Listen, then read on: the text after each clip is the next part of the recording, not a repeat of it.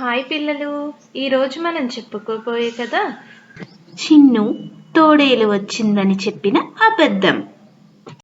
అనగనగా ఒక ఊరిలో చిన్ను అనే పిల్లవాడు గొర్రెలను కాపలా కాస్తూ ఉండేవాడు.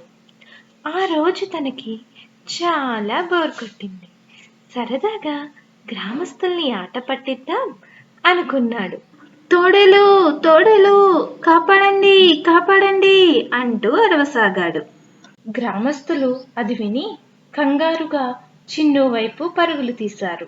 కానీ అక్కడ వారికి ఏమీ కనిపించలేదు.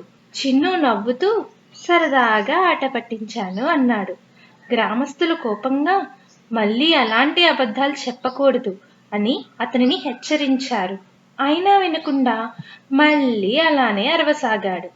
గ్రామస్తులు మళ్ళీ కంగారుగా పరిగెత్తుకుంటూ వచ్చారు. వెటకారంగా నవ్వుతున్న చిన్నుని చూసి ఇంకొకసారి ఇలా చేస్తే బాగోదు అని హెచ్చరించి వెళ్ళిపోయారు. ఈసారి నిజంగానే తోడేలు గొర్రెల దగ్గరికి వచ్చింది. అప్పుడు చిన్ను భయపడి కంగారుగా తోడేలు తోడేలు కాపాడండి కాపాడండి అని అరిచాడు. కానీ గ్రామస్తులు అతన్ని పట్టించుకోలేదు. చిన్ను అలానే అబద్ధం చెప్తున్నాడు అనుకున్నారు. సాయంకాలం ఏడుస్తూ కూర్చున్న చిన్నుని గ్రామస్తులు చూశారు. ఈసారి నిజంగానే తోడేలు వచ్చింది, గొర్రెలన్నీ తినేసింది అని ఏడవసాగాడు. ఒక పెద్దాయన చిన్ను దగ్గరికి వచ్చి అబద్ధం చెప్పేవారిని నిజం చెప్పినా నమ్మరు, ఇంకెప్పుడూ అబద్ధం చెప్పకు అని వాదార్చాడు.